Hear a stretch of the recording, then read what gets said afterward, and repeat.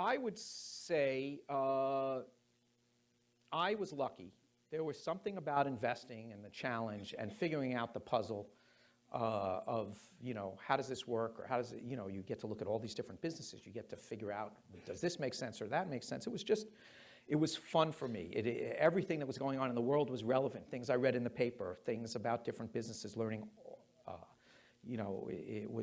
I just enjoyed the challenge of investing from the start.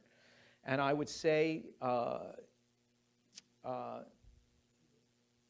got lucky. I don't know if I think I pursued it because I was pursuing something I really enjoyed.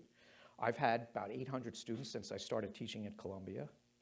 And I would say, since I started, remember I said the market hadn't gone up in 13 years, most people didn't go onto Wall Street thinking they're going to make a bundle at that time, because no one really had too much. Market hadn't gone up in 13 years.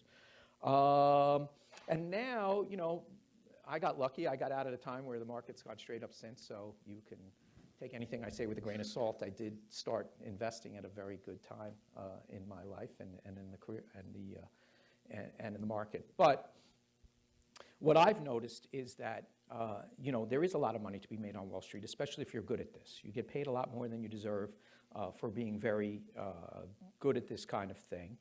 But I notice the most successful students are the ones who truly love what they're doing. So what I would say to you, I don't know, don't go into this to make money. There are, you're all incredibly bright. You wouldn't be here otherwise.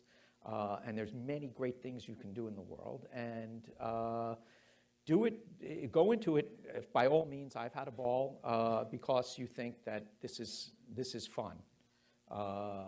And that you enjoy doing this for a living. And I make my students promise that, look, I don't think there's a lot of social value in being good at picking stocks. I mean, people argue you're making markets and you're allocating capital well, but I just assume it'd do pretty well without us. And actually, we're not that great at allocating capital. The market's going crazy a lot all the time. But on average, we are over time.